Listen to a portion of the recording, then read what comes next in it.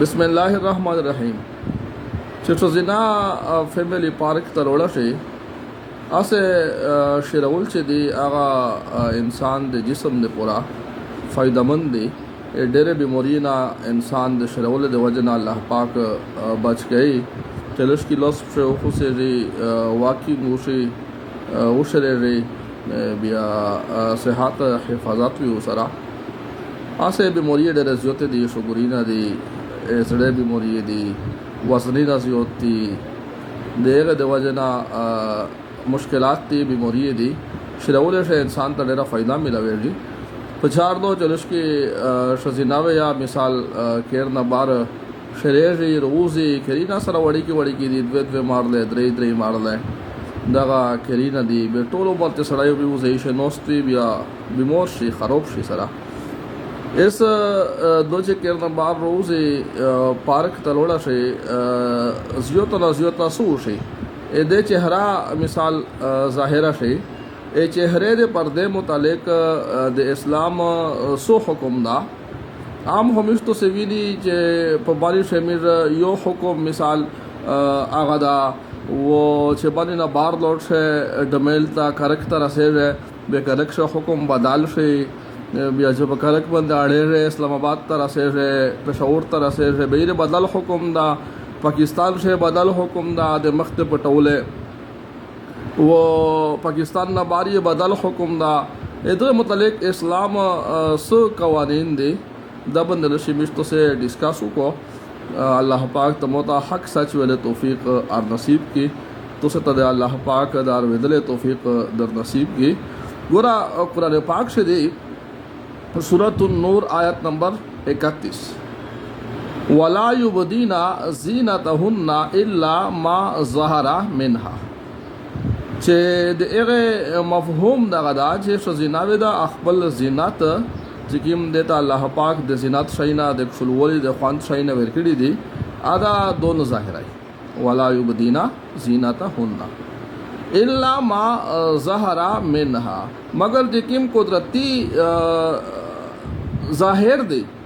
مطلب فیستا مختا یا لوستی یا پشیدی دغه عام لحاظ سره ظاهر دی الا ما ظهر منها دغه آیات کریمه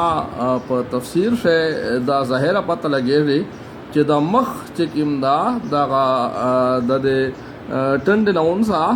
د مکنډي اډی کی راسا د چې کوم دا دغه غوښ نونسا د یو غوښ راسا و د ټند دغه وشتور نونسا د مکنډي اډی کی راسا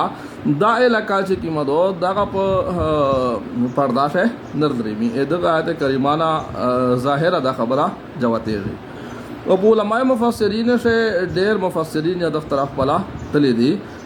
لکه امام تبری دسه حضرت عبدالله ابن عباس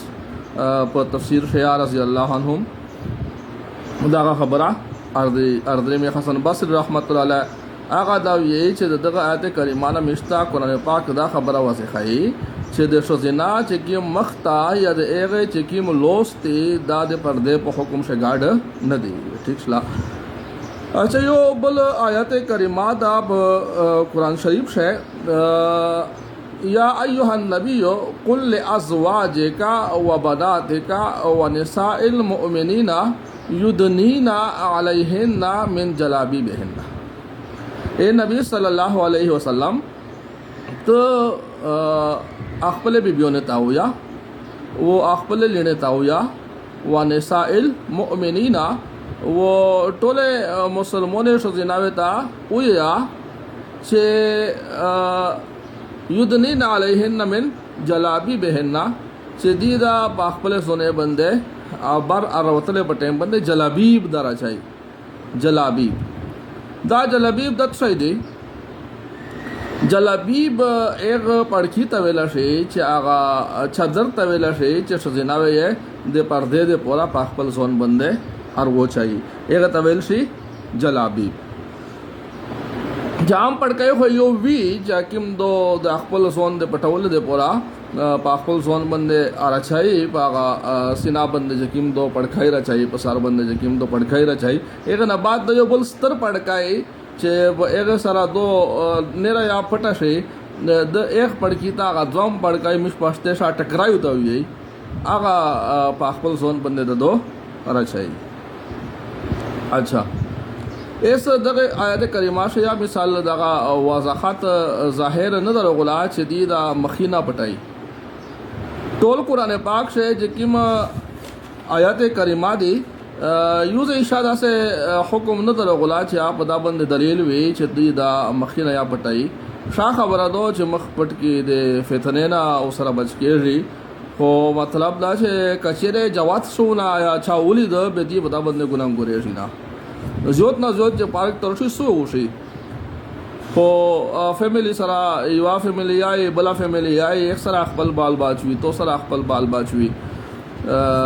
سو داسه خبره امید ده چې نو وي پښه بل آیت کریمه یا چې دا هغه سورۃ الاحزاب شدا دغه 22 پیرا چې سٹارټ کړي وقرنا فی بیوتکن